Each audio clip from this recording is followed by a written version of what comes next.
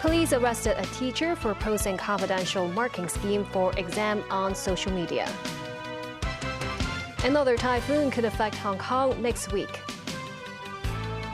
And members of UN criticized Russian attacks on Ukrainian port.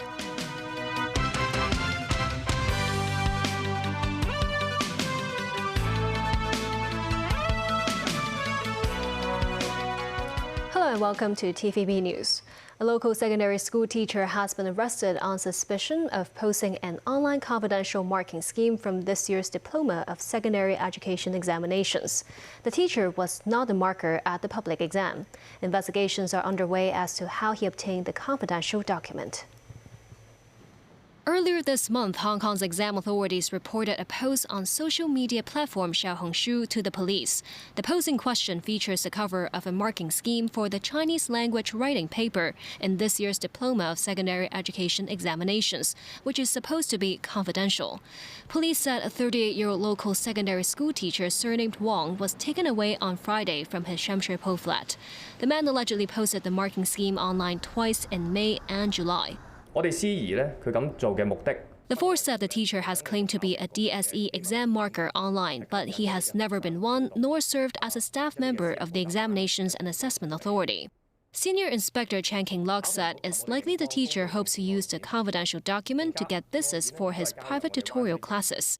Under the Examinations and Assessment Authority Ordinance, the work of the examination personnel is confidential in nature.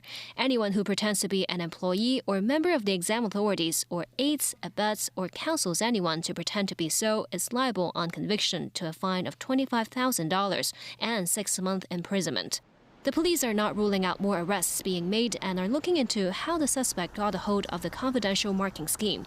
The exam authority said it has always attached great importance to the confidentiality and fairness of public exams.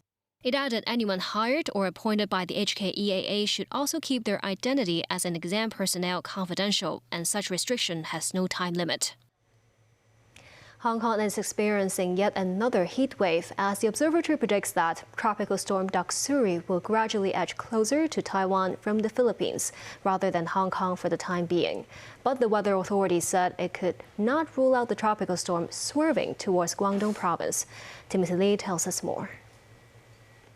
Sweltering heat continues to plague the city as several regions across Hong Kong reported temperatures as high as 34 degrees Celsius this afternoon. The hot weather could continue until next Tuesday, before the SAR may experience more influence of Tropical Storm Doksuri. The observatory forecasts the tropical storm will gradually intensify and reach severe typhoon status as it edges closer to the northwest of the East China Sea from the northern Philippines. Weather authorities predict that Doksuri will draw closer to areas around Taiwan next week, but emphasize that they could not rule out the possibility of the storm reaching the Guangdong coastline. They added that the downdraft of the tropical storm will lead to consecutive days of extreme heat and thunderstorms across southern China throughout the middle of next week. This as Hong Kong was hit with its first typhoon signal number 8 this Monday after being struck by Typhoon Talim. Timothy Lee, TVB News. A 12-year-old youth was found left behind at Kwong Wah Hospital by his family. Authorities are currently tracking down his parents. Sources say that the boy's parents are not Hong Kong permanent residents and are from the mainland.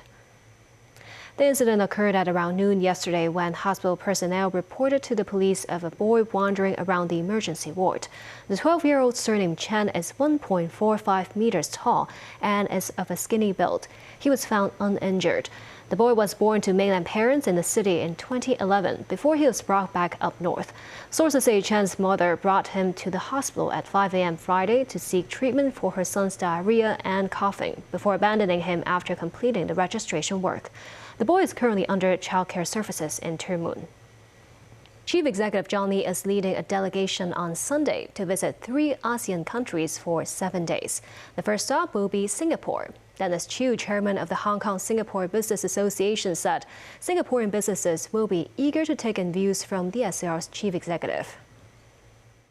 Hong Kong is now going through some structural changes after the COVID. I think it's good for CE to explain what is going to be the new Hong Kong. And definitely that a lot of Singapore businessmen are very interested to look at Hong Kong again, because after the last 2 years, that we need to reconnect with each other. Moscow was under pressure from the United Nations Security Council members for attacking Ukrainian ports after pulling out of the year-old grain deal on Monday. The deal had allowed passage of Ukraine's grain through the Black Sea. If Ukrainian grain cannot leave through its Black Sea ports, it could cause a global food crisis. Tracy Furness reports. A spike in grain prices since Russia quit a deal Monday that allowed safe Black Sea export of Ukraine grain to the world. Global grain prices, as I think we all know, have spiked this week, threatening to undo the hard-won progress achieved over the past year. And this potentially threatens hunger and worse for millions of people. Wheat and corn futures, and I'm quoting from the World Food Programme, have risen by almost 9% and 8% respectively on Wednesday. Wednesday saw the largest single-day increase in wheat prices since the full-scale invasion commenced. The new wave of attacks on Ukrainian ports risks having far-reaching impacts on global food security, in particular in developing countries. Furthermore, as we have repeatedly stated, attacks against civilian infrastructure may constitute a violation of international humanitarian law. Meanwhile, Russia's Ministry of Defense announced Friday that its forces had carried out a strike with long-range seaborne precision weapons against Ukrainian sites, while Ukrainian forces claimed to continue its offensive in Bakhmut. At Russia's Security Council meeting, President Vladimir Putin said the Ukrainian offensives have not yielded significant results, despite the high costs in terms of lives. And at the Aspen Security Forum, Ukrainian President Volodymyr Zelensky said his army had been waiting for long-range armaments for some time. I would really draw attention to the long-range armaments. Again, we have been waiting for it for quite some time, and let us still have hopes and wait for it with the hope that the United States will resolve the matter. Tracy Furness, TVB News.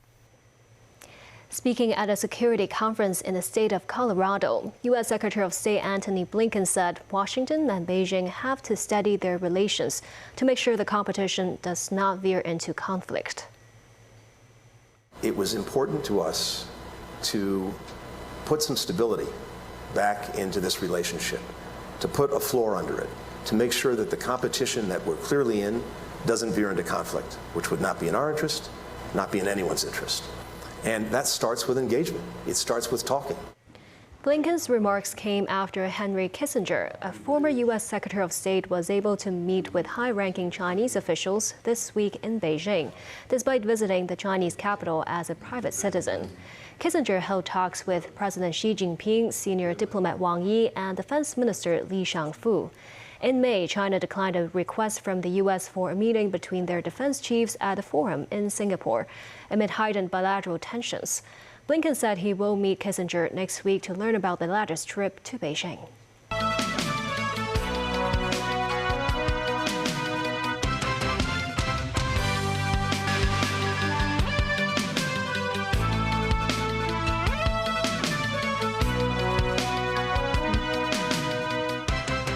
Welcome back. With the economy picking up after the pandemic, a large shopping mall held its soft opening in Taiwan today.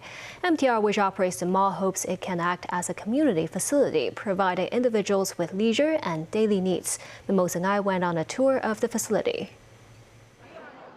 On this Saturday afternoon, Taiwan Station was packed. Fences had to put up to manage the flow of people. Many targeted the same destination, the newly opened shopping mall. Malls are everywhere in Hong Kong. So, what makes this one in Taiwan different? I would not strictly call this a mall because we like to think what we build is part of the community. The word go from design all the way through to implementation. We are thinking about what we can provide for the community. Every shop, every person, every facility we put in here, we are thinking about the people of the region. So therefore, I would like to call this a community facility. One of the special features is the bicycle park, offering over 300 parking lots for individuals. Tan says he hopes the facility can help residents take on a healthier lifestyle. However, cyclists are not supposed to park their bicycles for more than a day. Odd, meanwhile, is another feature that MTR hopes to incorporate in the mall, presenting themes such as railways in the Taiwan community. The mall received a notable amount of visitors and shoppers on the first day. Tan will ask the public for their thoughts on improvements, and he hopes it will make the complex a local attraction for years to come. Mimosa 9, TVB News. The Hong Kong government has enhanced inspections of radioactive elements in imported seafood from Japan since last month. This has increased the customs clearance time by more than 3 hours. After the Japanese government had announced its plan to release diluted nuclear wastewater into the sea, many international communities expressed their opposition, including Hong Kong. The local government also said it will impose a ban on aquatic products from 10 Japanese prefectures once the country starts releasing the wastewater. Extreme weather continues to batter many parts of the world, including Europe. Temperatures in Greece are likely to top 45 degrees Celsius today and tomorrow. David Garrett reports. Firefighters in Greece have been tackling 80 forest wildfires across the country. People had to be evacuated from this village 40 miles drive west of Athens. Most of the blazes are under some control, but emergency services are warning of more flare-ups to come. Helicopters are being used to douse the fires. The aircraft collect seawater and then dump it over areas of the forest that are on fire. On the ground, firemen work in a frenzy to try to put out fires before they get too large. But help came too late for some. Chrysalua Ranieri inspects the damage to her home after a wildfire took hold. She had to flee. Her home may need to be completely rebuilt. Her son tried to stay behind to save items, but he simply could not find enough water to put out the flames. She says everything was destroyed. My husband has suffered a lot. I fear for him. In Athens, families swim in fountains to cool off from scorching heat. Tourists queued at the ancient Acropolis with the mercury at 41 degrees. Once inside, there was little respite from the sun. It's true that it's pretty warm, especially in the Acropolis with so many people and so tight space without shadow is a little bit tough. But well, it's a one-time life experience, so it's worth it, I guess. Some famous sightseeing spots, including the Acropolis, will be closed during the hottest hours of the coming days. Workers there say it's too hot to do their job. Athens is likely to see its hottest weekend for half a century. Tourists are now looking for sun, sea and shade. I actually live in Denmark, and we were looking for a place with some heat, some beaches, a nice city to visit. The heat is a little bit too much. The heat wave has been terrible. The weather is so volatile, Greece is even advising people not to go to the beach or swim in the sea.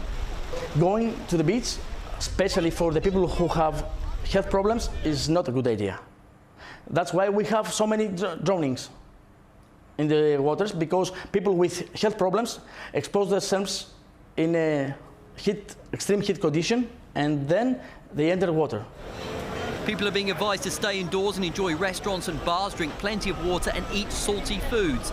This girl is seen frolicking in the fountain, but Greece needs a rain dance. The country's Prime Minister has warned the worst is not over. David Garrett, TVB News.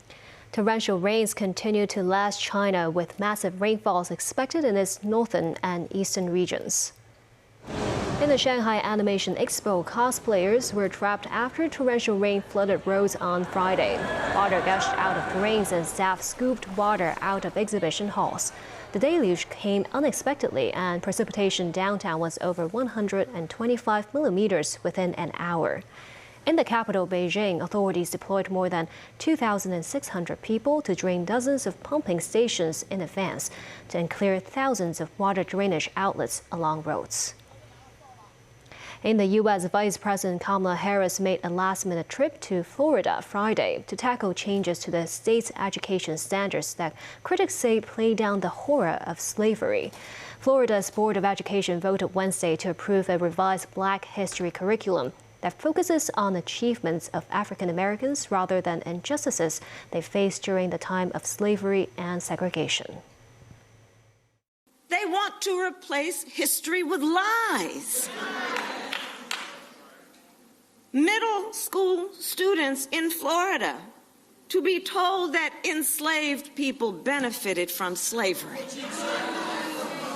High schoolers may be taught that victims of violence, of massacres, were also perpetrators. Florida's Republican Governor Ron DeSantis, who's running for the presidency, said the new curriculum was needed to prevent liberal indoctrination and accused Harris of attempting to politicize history. He accused the Biden administration of being obsessed with his state and ignoring other problems like border security and crime. British actors in London, including famous faces from TV and film, held a rally in Leicester Square in support of U.S. artists who are striking. Actors want higher pay and regulation over the use of AI. Most English performers are still working, but their union Equity wanted to show cross-Atlantic support. In attendance were British stars who have made their name in American movies, with some analyzing the implications. Mission Impossible 8 has to stop, and as it should. It's unfortunate.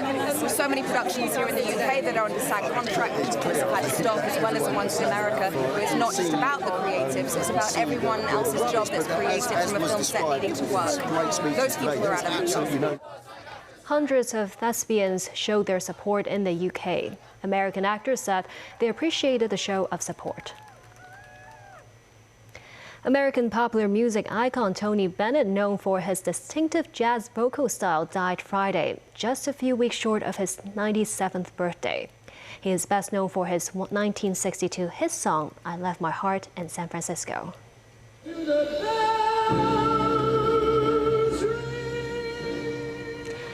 With a career that spanned from the early 1950s to his final recordings in the early 2020s, Tony Bennett revolutionized vocal jazz, captivating audiences across generations, cultures, and genres.